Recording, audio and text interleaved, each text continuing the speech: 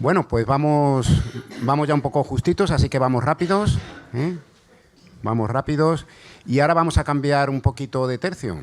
Como estáis viendo, hemos intentado hacer unas jornadas desde todos los puntos de vista y viendo todas las variables de la deficiencia visual cerebral. Óscar nos ha hablado de rehabilitación, daño cerebral adquirido. Y ahora vamos a hablar de rehabilitación en deficiencia visual cerebral congénita, específicamente en parálisis cerebral.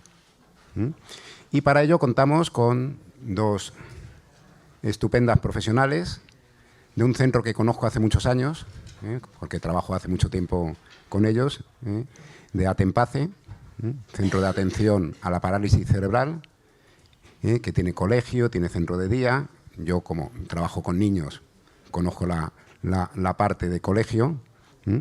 Y pues contamos con dos de las terapeutas ocupacionales que trabajan directamente con estos niños desde hace bastante tiempo, y os puedo asegurar que trabajan muy bien en ese centro. Por eso, cuando pensamos en hacer estas jornadas, pensé en ese centro para que nos presentaran una rehabilitación de niños con parálisis cerebral. Y bueno, nada más, tengo aquí, son terapeutas ocupacionales, las dos, Susana Morata Prieto y Alicia González Milanés. Pues todo vuestro. Adelante. ¿Han abierto los dos? Sí. A ver. Si queréis un micrófono en mano. No, o si quieres que hace otro, vale, por si acaso. Por si acaso, también, ¿cómo estáis? Gracias. Bueno, pues primero de todo dar las gracias a Carlos por habernos invitado y habernos presentado así de bien. Y vamos a empezar. Un poco los contenidos que vamos a tratar es la presentación de nuestro centro y el tipo de alumnos y usuarios que tenemos. Explicaros también qué es la parálisis cerebral y las patologías asociadas que suele presentar. Un poco también la evaluación que realizamos desde el Departamento de Terapia Ocupacional y luego el plan de intervención y las conclusiones. Atempace es una asociación que surgió en los años 80 por un grupo de padres que tenía como objetivo mejorar la calidad de la vida de las personas con parálisis cerebral. Actualmente cuenta con 3 servicios: el servicio de educación especial, el servicio de centro de día de rehabilitación y un servicio de tratamientos externos que funciona principalmente por las tardes. Los profesionales que trabajamos allí somos maestros y educadoras, auxiliares técnicos educativos y auxiliares del centro de día, fisioterapeutas, logopedas, enfermeras y terapeutas ocupacionales. No contamos con neuropsicólogo ni con psicólogo, pero la verdad es que tenemos muchas ganas de que pudiera incorporarse al equipo por lo que podría beneficiar en todos los sentidos a nuestros niños y a nuestros usuarios. Actualmente en el centro, en el cole, tenemos 40 alumnos y en el centro de día 47. Bueno, antes de seguir, nuestros alumnos no solo tienen discapacidad motriz debido a la parálisis cerebral, sino que también presentan discapacidad intelectual y bueno, otro tipo de dificultades a nivel visual, también muchos a nivel auditivo. Entonces estaríamos hablando de una población con pluridiscapacidad. Por eso también el tema en concreto de la discapacidad visual, pues bueno, es muy complicado porque tiene que ser un abordaje realmente multidisciplinar y atendiendo a muchas variables como es la parte motor, la parte sensorial, que la parte cognitiva, como que no es un trabajo a lo mejor tan específico porque es una atención y una intervención mucho más global, ¿vale? Entonces vamos a explicar un poco, por los que no conozcáis mucho la parálisis cerebral, en qué va a consistir. Actualmente se define como un conjunto heterogéneo, variado, de alteraciones en la postura y el movimiento, y que es debido a una lesión en el sistema nervioso central en desarrollo. Entonces esto puede ocurrir normalmente en una etapa prenatal o perinatal. También se coge una pequeña etapa del desarrollo más temprano, hasta los 2-3 años como mucho, y bueno, puede tener unas causas muy variadas. Entonces puede ser desde malformaciones del sistema nervioso, puede ser por aumento de la tensión en el embarazo de la madre, infecciones intrauterinas, accidentes cerebrovasculares intrauterinos, o sea, unas hemorragias o trombos en la placenta. Bueno, es una etiología multifactorial. Puede ser también perinatal, por infecciones en el momento más cercano al nacimiento, o por encefalopatía hipóxico-isquémica o falta de oxígeno al cerebro, infecciones tipo meningitis, etcétera, etcétera, que bueno, es un poco variado, y entonces lo que nos vamos a encontrar a nivel motor y en general va a ser bastante distinto dependiendo del momento y dependiendo de la parte cerebral que se haya afectado, ¿vale? Entonces, bueno, es lo que decíamos, la lesión o lo que vamos a ver viene determinado por dónde se causa, perdón, lo que vamos a ver a nivel clínico, o lo que vamos a ver en el niño o la persona va determinado por el lugar de la lesión y también por el momento, y luego va a tener diferentes repercusiones funcionales. A veces los niños estarán levemente afectados, otras veces encontraremos cuadros gravemente afectados con mucha discapacidad intelectual, mucho déficit sensorial, etcétera. Entonces, bueno, dependiendo de, a ver, una clasificación así, grosso modo, dependiendo de dónde nos encontremos la lesión, si la lesión se encuentra en la vía piramidal, que sería, bueno, creo que no estoy llevando muy bien el puntero. Bueno, en el primer caso, que si la lesión es en la vía piramidal, pues encontraremos el grupo de parálisis cerebral espástica, en el cual lo que podemos ver es que los músculos, lo explicamos de una manera, se encuentran como si dijéramos rígidos, entonces los movimientos van a ser más lentos, los patrones de movimiento no van a ser muy normalizados porque solo se activan unos grupos musculares y no otros.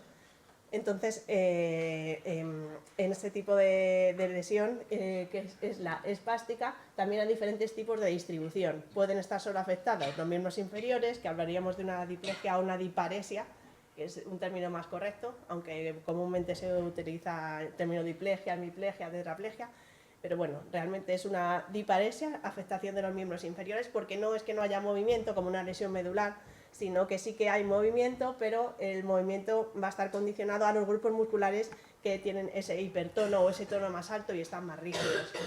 Encontraremos una tetraplegia, que es el caso más grave, que es una afectación de todos los miembros, o una hemiplegia, que es solo un hemicuerpo, izquierdo o derecho. En el caso de que se lesione la vía extrapiramidal, por ejemplo, en el caso de los ganglios basales, encontraríamos otro grupo que lo que vemos es un exceso de movimiento, que es el grupo disquinético. Entonces, lo que vamos a ver es que el niño no tiene control de los movimientos, hay un exceso de movimiento y no le permite coordinar para realizar los diferentes gestos, incluso para mantener la propia postura. Y en el grupo atáxico hay una lesión en el cerebelo y por tanto va a haber problemas, un tono muy bajo, un hipotono globalizado, problemas de equilibrio, problemas cuando quieren alcanzar objetos, mucha dismetría, no son precisos y temblor intencional. Todo esto en diferentes grados de afectación. También hay muchos grupos, muchas presentaciones mixtas, que pueden ser de disquinético, pero con espasticidad en miembros inferiores. O sea, luego puede parecer todo mezclado, y entonces son cuadros muy complejos, y esto se suele sumar a las patologías asociadas, a ver cómo veremos aquí, son bastante frecuentes. Por ejemplo, podemos encontrar con déficit cognitivo en el 50%, pero claro, esto, para poneros en contexto, nuestro centro, como es específico para alumnos y personas con parálisis cerebral, pues ya nos vienen los casos como que tenemos más graves, por así decirlo. Entonces sí que hay casos de parálisis cerebral más leves, pero van a colegios ordinarias, suelen ser hemiparesias o diparesias, pero nosotros, para contextualizar un poco el tipo de... En los centros de educación especial sí que nos vamos a encontrar los casos como, con mayor afectación. Entonces, en nuestro centro de déficit cognitivo tienen todos de moderado a profundo. Y el déficit motor que tienen es también de moderado a grave o a severo, por así decirlo. Entonces, bueno, un poco para poner en contexto del trabajo más concreto con los alumnos con pluridiscapacidad y con estos niveles de afectación. Epilepsia también, la mayoría tiene medicación para controlar las crisis, trastornos de lenguaje, trastornos de conducta, trastornos de sueño. Los nuestros están bastante afectados. Y a nivel digestivo, pues la mayor parte de ellos tienen dificultades para comer y beber de una manera segura. Algunos de ellos llevan botón gástrico para poder ser alimentados de una forma eficaz y que la nutrición pues se pueda llevar a cabo una nutrición adecuada. Muchos de ellos tienen reflujo, estreñimiento, babeo. Y luego otros problemas neurosensoriales como los auditivos, musculoesqueléticos derivados sobre todo de la espasticidad, porque la rigidez muscular crea contracturas, las contracturas crean deformidades, y esas deformidades dan dolor, son complicaciones muy frecuentes y sobre todo a nivel del raquis, de la columna, también hay cifosis, tifoscoliosis, que al final lo que hacen es deformar la caja torácica, evitar un movimiento normalizado del tórax, el volumen pulmonar disminuye y hay muchos problemas también respiratorios, infecciones, acumulación de secreciones, etc. Otros problemas, bueno, hablamos del dolor que suele estar presente sobre todo pues eso, en los casos de las deformidades y de las contracturas, por el reflujo, el déficit de control de esfínteres, casi la totalidad no tienen control de esfínteres, y luego osteoporosis como consecuencia de la falta de movilidad, de la falta de carga, etc. Aunque sí que hay programas de carga y demás, pero al final la falta de función muscular nos lleva también a la osteoporosis. Entonces, a nivel visual, que es lo que más nos interesa, pues errores de refracción en nuestra población casi el 100%, no todos los niños, pero la gran mayoría, estrabismo, retinopatías por prematuridad, porque muchos de nuestros niños son prematuros. Y luego también nos solemos encontrar nistagmus, desprendimientos, atrofia de retina, papila pálida, atrofia hipoplasia del nervio óptico y hemianopsias, especialmente en los niños con hemiparesia. Ahora mismo no tenemos ningún niño con hemiparesia, pero sí que cuando han venido y han pasado por el centro y sí que es bastante frecuente. Y pues tanto las propias alteraciones de la parálisis cerebral como las patologías asociadas es lo que os comentaba antes. Al final es una afectación global y vamos a tener afectadas tanto la esfera motora como la sensorial, la cognitiva, la emocional y la fisiológica. Estamos afectados por todas partes. Lo que crean unos cuadros bastante difíciles de manejar y luego no solo por parte de los técnicos, concreto de los fisioterapeutas, logopedas, sino también de la parte pedagógica, porque es muy difícil organizar toda la información para intervenir en el aprendizaje. Y bueno, pues todo esto afecta a la visión en gran medida, sobre todo a nivel postural, pues nuestros niños, muchos de ellos ni siquiera tienen la capacidad para sostener la cabeza ni dirigir la cabeza hacia los diferentes estímulos, entonces necesitan de accesorios de la silla de ruedas, porque ahora mismo -2, todos van en silla de ruedas para su forma de desplazamiento habitual y necesitan accesorios, algunos incluso directamente sostenedores de cabeza, ya no un cabecero concreto, sino accesorios extra para sostener la cabeza.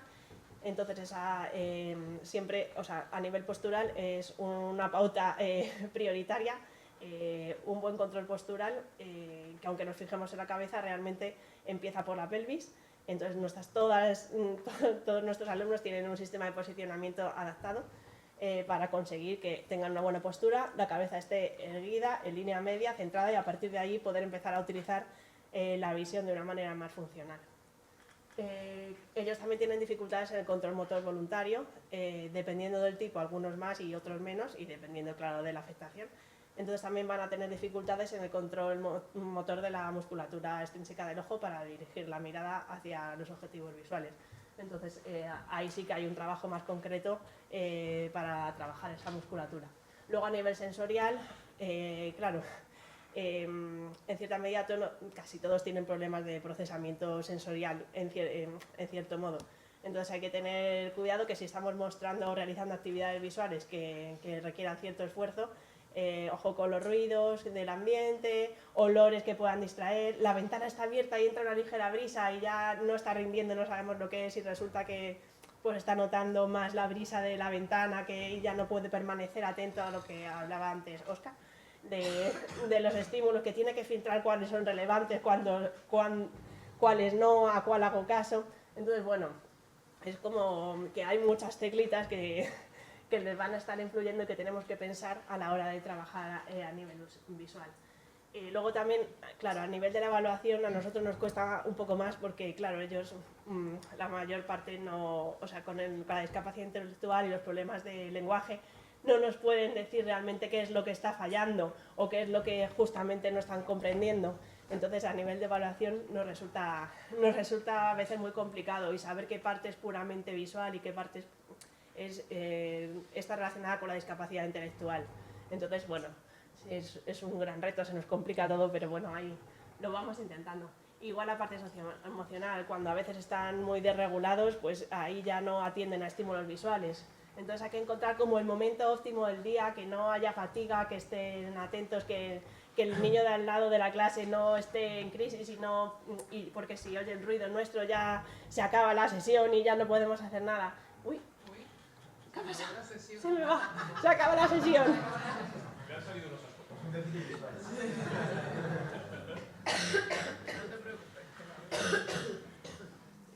He dicho las palabras mágicas.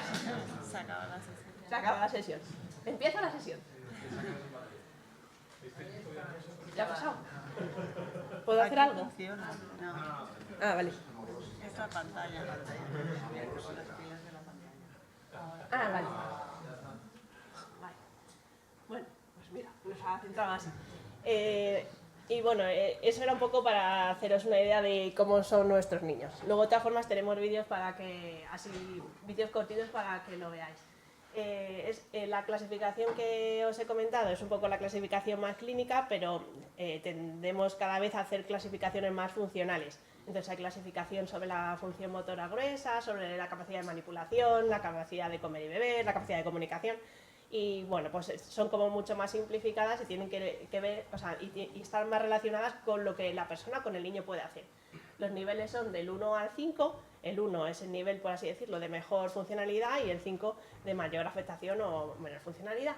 Entonces también hay son propias para la parálisis cerebral, y también en el 2016 pues apareció la función para la función visual, porque la primera que se creó por ser parálisis cerebral era la función motora gruesa, y eso pues ha ido avanzando hasta que también hay una específica de parálisis cerebral para la función visual. Entonces, en el nivel 1, pues sería una función visual pues, muy funcional, estaría muy bien. A lo mejor sí que la persona o el niño puede ser más lento en ciertas tareas visuales cuando es un ambiente muy abarrotado o cuando es una situación muy nueva en la que nunca ha estado, pero bueno, sería el mejor nivel, un nivel muy óptimo. En el nivel 2, pues aquí ya empieza a haber ciertas dificultades, y el niño o la persona va a tender a hacer compensaciones autoiniciadas para poder utilizar mejor la visión. Claro, esto ocurre cuando el niño tiene una capacidad, o sea, es consciente de ello y el nivel intelectual, o no hay discapacidad intelectual grave, porque si no, claro, no pueden realizar esta compensación. Por eso decimos que es a veces un poco complicado valorar. Entonces aquí, pues, ¿qué tipos de compensaciones o estrategias autoiniciadas? Pues lo que suelen hacer es fijar la cabeza. Muchos utilizan un patrón extensor, fijan la cabeza para poder usar los ojos. Otras veces, pues lo que hacen es, como no pueden a la vez mantener la cabeza y usar la musculatura ocular, lo que hacen es bajar la cabeza y mirar desde aquí.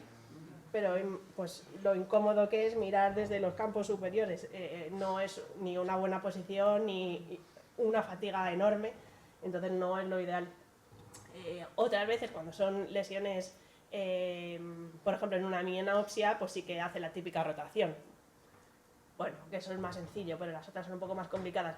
El tema es que, volvemos otra vez, si hay discapacidad intelectual, esto a lo mejor el niño no lo hace conscientemente, o sea, no sabemos un poco valorar qué es lo que está ocurriendo.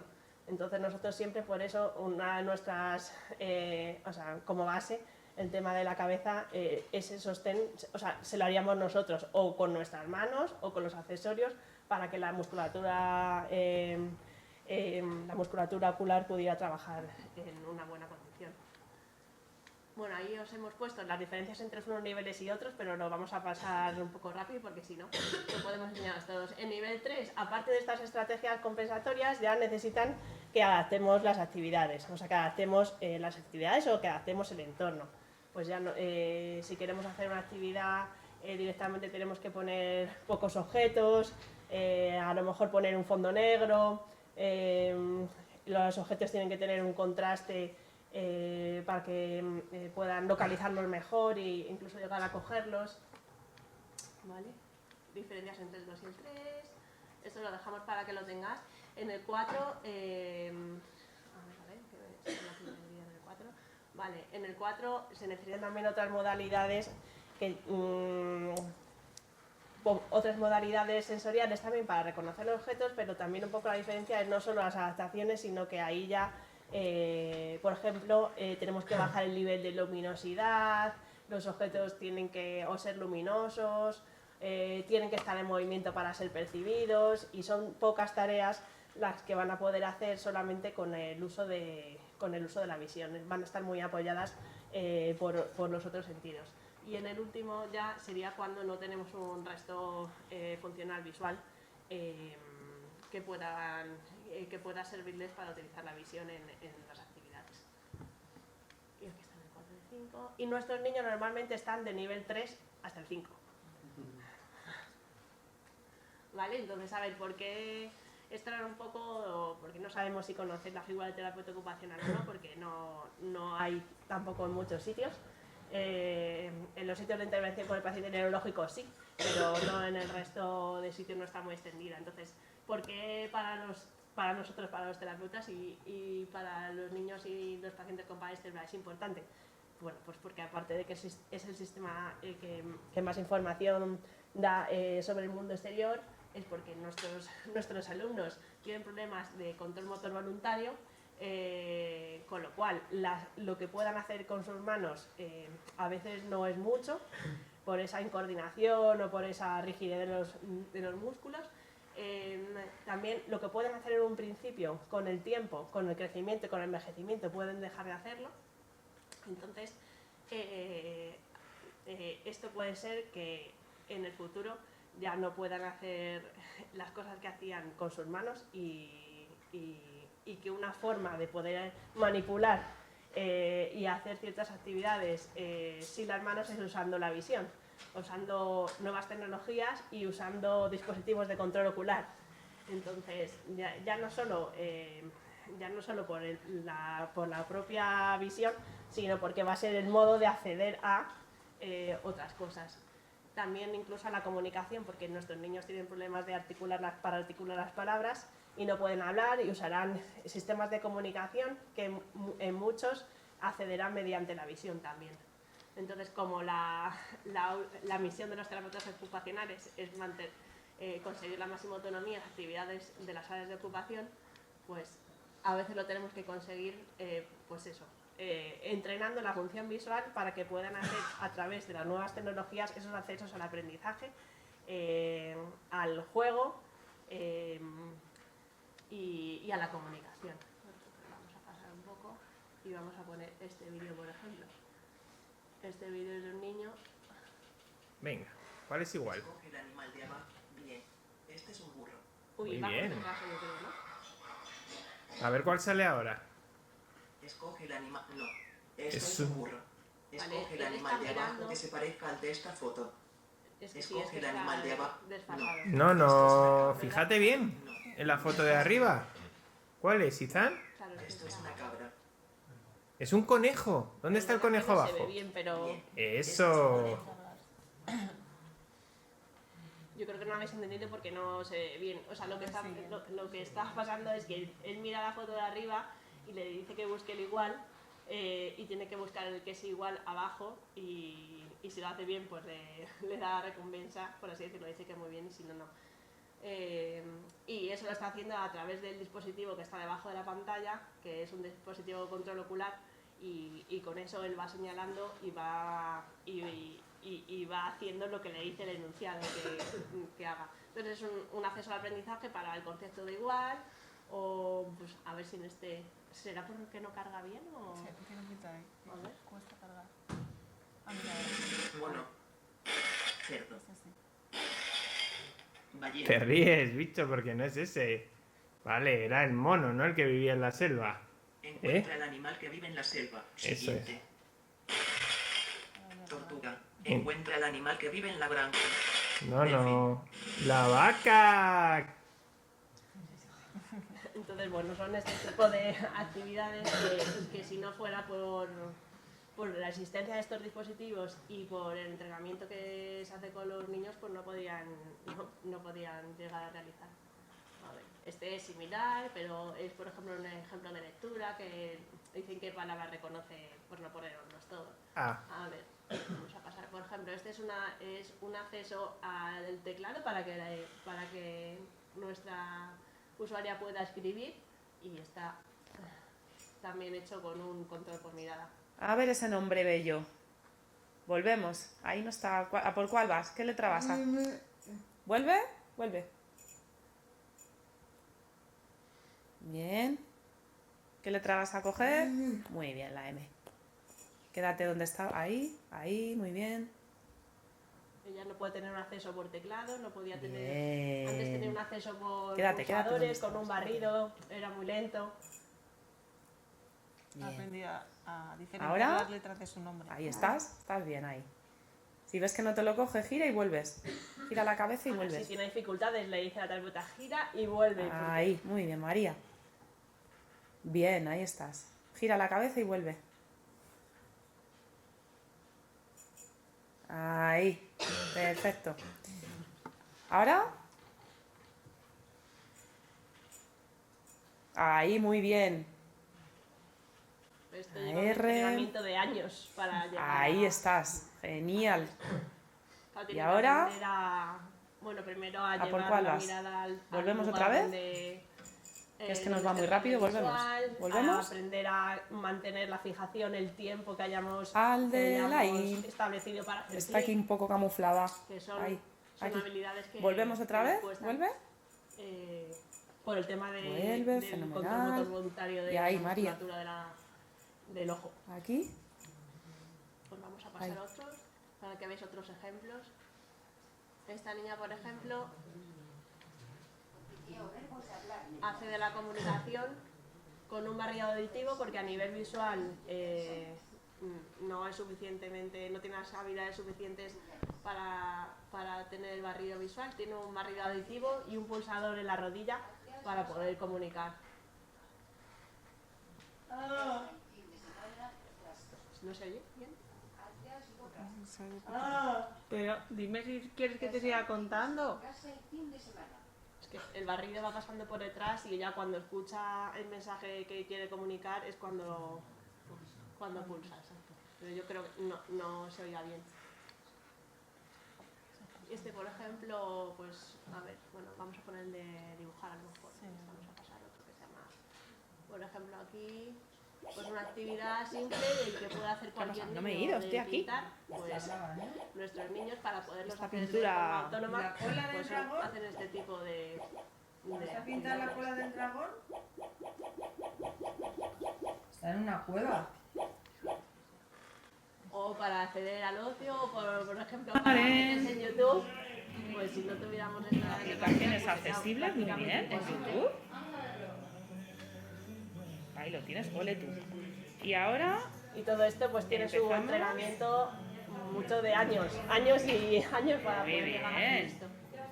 ¿vale? Tenemos una lupa, ¿ves la lupa? Y nada, por ahora no nos Pues dale, solo Valupa. porque como vamos mal de tiempo, vamos a... Pero hay tenemos muchos ejemplos de... Vale. Y ahora os va a contar Ali un poco cómo hacemos la evaluación. Vale, pues ahora, una vez que tenemos... Vale, se me oye así. Una vez que conocemos la situación específica de cada uno de nuestros chicos y que tenemos en cuenta hacia dónde queremos llegar, vamos a pasar a hacer una evaluación general en las diferentes esferas. Hoy pues, nos vamos a centrar en las que utilizamos a nivel visual y tanto escalas como herramientas. ¿Vale? Entre escalas tenemos la que se llama MAIS, una escala de clasificación de señalización ocular o la Motor Free Visual Perception Test. En el caso de la MAIS, se evalúa el proceso de evaluación y enseñanza que se desarrolla en toda situación educativa en diferentes dimensiones. En este caso la tenemos traducida y adaptada, ya que, bueno, pues como hemos visto, muchas de las escalas tenemos que saber el nivel que tiene cada uno de nuestros chicos para pasárselas. Aquí a nivel visual, pues está en rango de alcance y fuera de alcance, que luego veremos. Y bueno, como ejemplo, pues sería alguno de los ítems, pues si se fija en 2 objetos a la luz de la linterna, entonces nos va a permitir saber cuándo es el momento que se le ha pasado la evaluación, si lo hace o no lo hace, qué comportamientos hay que tener en cuenta, algún comentario, para luego, bueno, pues ir revalorando estos ítems de cara a poner los objetivos, ¿vale? Y esta sería, pues, fuera de alcance, pues si lo observa a qué distancia, en qué cuadrante y demás. En el caso de la escala de clasificación de señalización ocular, lo que hay que observar es el comportamiento de la mirada en aquellos niños que no presentan lenguaje. Entonces, serían 5 niveles, donde el primer nivel es de mayor desempeño y el quinto de mayor afectación. Sí que se recomienda pues, pasar entre 2 personas que tenga de referencia para hacer un contraste de esa información y sobre todo pues, observarla en actividades de la vida diaria, ¿vale? Esta sería como las tablas de resumen donde se hace la comparativa de los niveles y dónde ubicarles. Y en el caso de la Motor Free Visual Perception Test, evalúa la percepción visual. Entonces, evalúa la percepción visual independientemente de la capacidad motora, que se centra en evaluar pues, discriminación visual, figura a fondo, cierre visual, memoria visual y habilidades visoespaciales. Todo ello, claro, hay que tener en cuenta, pues como hablábamos, el nivel cognitivo y de lenguaje para pues, saber los resultados. Y bueno, como herramientas de evaluación e intervención, que ya ha ido introduciendo un poco Susana con los vídeos anteriores, tenemos estos software que se utilizan con los ratones visuales, que nos van a dar mucha información objetiva, ¿vale? Entonces, entre los ejemplos que utilizamos más en el centro están el Inclusive Eye Gaze, el Look to Learn y Gaze Viewer, que también, como ponemos, se utilizan como herramientas de intervención, porque ahora veremos qué información nos dan. En estos casos, pues, nos ayuda a evaluar la atención visual, patrones de movimiento ocular, preferencia de color, habilidades de discriminación, fijación y seguimiento. Y luego, bueno, os voy a enseñar que hacen mapas de color, líneas de trayectoria, que nos van a dar esos datos más objetivos. En el caso de, por ejemplo, en el Inclusive Eye Gaze, cuentan con un montón de actividades que además muchas se pueden personalizar para que sean más llamativas para los chicos o incluso poner más grandes, más pequeñas. Y además en este caso sí que tiene varios niveles para ir haciendo esa curva de aprendizaje, como llaman en el programa. Entonces estos serían como los 3 ejemplos que tenemos y que solemos usar más. Y bueno, pues esto sería un ejemplo de el resumen que nos hacen después de cada actividad. Lo utilizamos pues, en muchas ocasiones a inicio y a final de curso o incluso durante la intervención para ver qué está pasando. Oye, pues hoy parece que no estás atendiendo mucho. Bueno, pues aquí tenemos la prueba un poquito más objetiva y cómo ha ido la evolución. En el caso de aquí, ahí, nos dice la trayectoria del movimiento de los ojos y aquí dónde está haciendo más fijación. ¿Vale? Entonces, bueno, pues también teniendo en cuenta esas evaluaciones, pues como hemos ido comentando en el fin de semana, hay que tener en cuenta los comportamientos típicos de un déficit visual cerebral, ¿vale? Bueno, pues como los hemos ido mencionando, pero ahí están. Y importante dentro de la evaluación, como también se ha hablado, pues la familia, ¿no? Cómo se comporta a nivel visual en un entorno conocido, en casa, ¿vale? Porque no solo quedarnos en entorno escolar. Y una vez que tenemos todos los datos recopilados, y bueno, sí que quería mencionar que aunque hacemos una evaluación inicial, muchos chicos repiten obviamente curso de año tras año, ¿no? Que con nosotros, aunque vengan nuevos, pues hacen una evaluación inicial, pero sí que es importante al inicio de curso pasar de nuevo estas evaluaciones porque la situación basal puede cambiar. En un periodo a lo mejor de 3 meses, incluso un periodo vacacional donde se paran muchas veces las terapias, sí que influye. Entonces tenemos que partir otra vez a ver en qué estado está, si ha habido algún cambio de cara a establecer pues eso, un plan de intervención diseñado y específico para cada uno. Entonces, dentro del centro nos basamos en un entrenamiento más específico de la función visual, tanto en sesiones individuales como en sesiones grupales, y luego pues un diseño de productos de apoyo, modificación del entorno y pautas para el trabajo en diferentes contextos, en específico en el aula, ¿vale? Entonces, los objetivos que nos planteamos según la evaluación, tenemos que diseñar unas actividades que van encaminadas a pues eso, captar la atención visual, ampliar el campo visual, el entrenamiento el tiempo de fijación, que haya más seguimientos visuales, el rango de alcance, reconocimiento de objetos, ¿vale? Y bueno, os vamos a mencionar estrategias de intervención que ya se han ido mencionando, pero que luego daremos ejemplos donde los implementamos para que se vea de una manera un poco más práctica, ¿vale? Entre ellas, pues, bueno, como hemos hablado, las características individuales de nuestros chicos hay que conocerlas y, como hemos mencionado antes, la importancia de un buen posicionamiento para que sea la función visual la protagonista.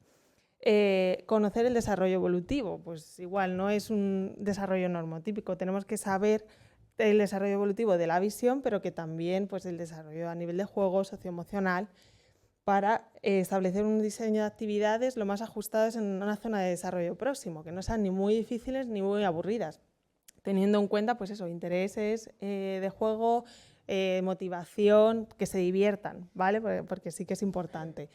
Conocer las preferencias sensoriales, porque ya hemos visto que tenían disfunción en integración sensorial. Además, en nuestros chicos muchas veces tenemos que facilitar el movimiento y puede pasar que les moleste que les toquemos. Entonces, ¿qué pasa? Si vamos a cogerle la mano y ya está alerta, como diciendo, a ver qué me va a pasar, bueno, pues ya no se va a centrar igual a la visión. Tenemos que saber cómo acceder a ellos, tanto a nivel táctil como a nivel auditivo. O utilizar objetos luminosos y en movimiento, que ya hemos visto que les va a llamar más la atención, y utilizar otros canales de información sensorial para reconocer esos objetos. Es verdad que aunque cuando queramos trabajar a nivel visual, pues vamos a tener que un poco tener ese ambiente controlado, pero para compensar y saber de qué se está hablando para reconocer objetos, pues a lo mejor tenemos que apoyarles un poco más. Conocer con la evaluación cuál es el cuadrante de preferencia, cuánta es la distancia a la que tenemos que poner el objeto, para luego ir ampliando ese rango. Pues si mira más el cuadrante derecho superior, vale, vamos a empezar por ahí y vamos a poner el diseño de productos de apoyo a ese nivel para luego ir ampliando ese rango, ¿vale? Modificación de entorno, ajustar la iluminación, distractores, utilizar colores llamativos y de preferencia. Y bueno, como hemos visto, herramientas que hoy en día nos permiten modificación de actividades con las tablets, pantallas grandes, ordenador, con aplicaciones. Los juguetes adaptados que sean más llamativos y, muy importante, como hemos hablado también, el tiempo de respuesta y la fatiga visual, que no en todos es la misma. Entonces, bueno, también como recurso, que igual las conocéis, las salas multisensoriales, en este caso la sala Snuzzle, que lo que hace es al niño más protagonista. Entonces, permite esa modificación de entorno con diferentes elementos. Pues podemos usar los elementos para regular ese nivel de alerta y captar su atención o llevar a la calma, o pues propios de la función visual, con actividades como de presencia de ausencia de luz, dirección a estímulos luminosos, etcétera. Entonces, bueno, pues así como ejemplo, esta es nuestra sala. Ahora actualmente tenemos 2, pero esta es la que más tiempo lleva con nosotros. ¿Y qué más elementos tiene? Pues cama de agua, tubos de luz, piano sensorial, el proyector, etcétera.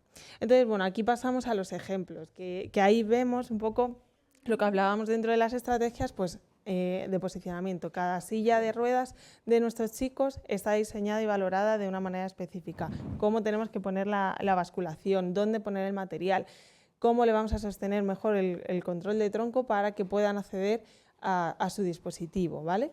Como veis, pues entre las 2 imágenes sí que hay pues un acceso visual o otro táctil, bueno, pues estratégicamente colocado. Como hablábamos para trabajar con los ratones visuales, pues ¿cómo nos dan la información de saber que está bien colocado? Pues los 2 puntitos que hay aquí nos están chivando que está bien colocado, ¿vale? Y sobre todo esto lo hacemos cuando tienen que compartir recurso entre los demás chicos, porque para ver, no siempre tiene la misma calibración, entonces tenemos que ir cambiando, ¿vale? Entonces aquí vamos a poner los ejemplos de pasos previos de la intervención para llegar a donde ha comentado Susana. ¿Dónde queremos llegar? A que sean autónomos en esos tableros de comunicación. Bueno, pues el trabajo previo es con esas software que hemos comentado, donde podemos modificar que solo mire la pantalla a ese estímulo que le está llamando la atención. Podemos ponerlo más grande según los cuadrantes de preferencia, etcétera, ¿vale? Pues igual, modificar el tipo de actividad, pues las caras, le va probablemente a llamar más la atención una cara. Si queremos trabajar el tiempo de fijación, cuánto tiempo tiene que mirar a la cara. Otro ejemplo sería, pues, si veis, son caras conocidas, entonces son tartazos, es motivante, es divertido, ¿vale? Y si veis en este caso, que está aquí Susana, le está controlando la cabeza, es lo que hablaba, lo importante que es, pues incluso hay veces que empieza pues muy bien controlando la cabeza, ese control de la postura, pero llega un momento, bueno, pues que hay que darle ese apoyo para que siga trabajando con la función visual. Entonces, pues para ellos esto, darle un tartazo a alguien conocido, pues es muy motivante. Y otro, pues eso, herramientas, también no solo con ratón visual, sino con acceso táctil, pero también con las mismas, ¿no? Le pongo los contrastes de color, le pongo una actividad que le llame la atención, encima le apoyo con sonido, etcétera, en diferentes dispositivos, ¿vale? Que luego se van a trasladar a su día a día.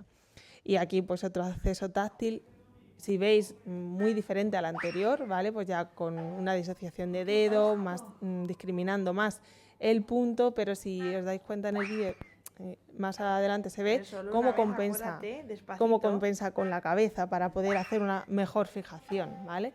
Y todo ello, fijaos, colocado pues donde su lugar de preferencia, más hacia el lado derecho, porque probablemente, bueno, en este caso, en el medio a la izquierda no lo vería, ¿vale?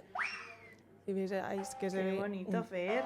para que veáis cómo gira la cabeza, creo que ahí un poquito se ve, pero bueno. Y todo el tema de actividades más manipulativas, que lo toquen, con objetos, pues como hablábamos, de luz, con contraste de fondo, ampliar el rango y el campo visual, etcétera. Y bueno, pues como ejemplos de materiales, cuentos sensoriales, muñecos adaptados, instrumentos, etcétera. Y bueno, pues trasladar también como talleres en aula, pues como un contexto más natural. Cuando ya trabajamos de manera más específica a nivel individual y lo trasladamos al aula, pues, pues para que sea pues eso, más generalizar un poco ese trabajo, ¿vale? Entonces, os hemos traído un ejemplo que estamos trabajando este año, que es el proyecto educativo, son los Juegos Olímpicos. Bueno, pues vamos a darle ese significado con los aros olímpicos y trabajamos los colores. Bueno, pues cada aro olímpico lleva asociada una textura, un olor, un sabor, para crear esa situación más inmersiva.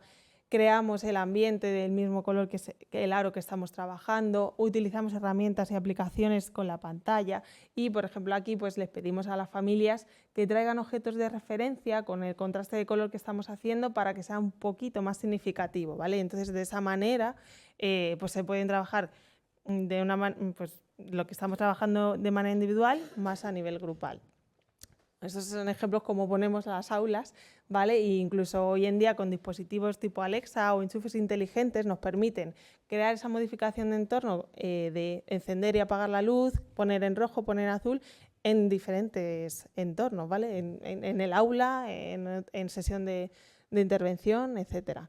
Como veis, pues de cualquier color podemos hacer. Y bueno, los ejemplos de sala Snurlen, un poco para crear esa situación más inmersiva, igual, con una temática, con un significado, que bueno, los chicos más mayores, pues nos vamos a Nueva York o nos vamos a China, ¿no? Pues vamos a utilizar elementos que cuentan con la sala para crear esa situación, ¿vale? Estos serían unos ejemplos, pues Halloween y demás. Y bueno, va a continuar Susana. y para terminar la modificación de entorno. Bueno, Pues ya. Si ya es ya, es ya. Un minuto, vale.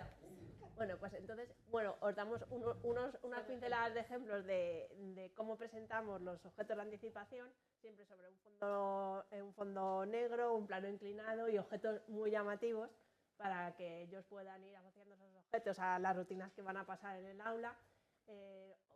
Podemos elegir solo presentar el objeto cuando hay un déficit más grave, o el objeto y el pictograma. Los pictogramas pueden ser así o pueden ser pictogramas de alto contraste, dependiendo un poco del caso que nos encontremos.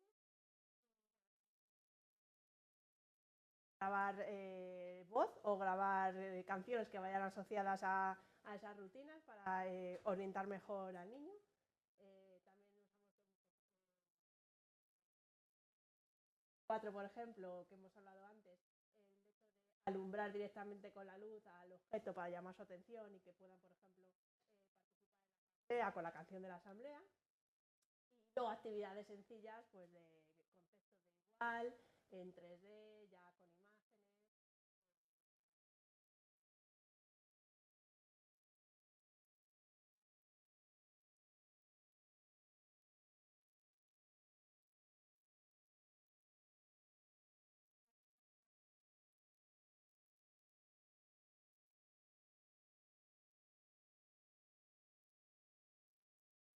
O en actuaciones visuales en ajedrezadas, ese efecto de aglomeración visual que está presente en casi todos los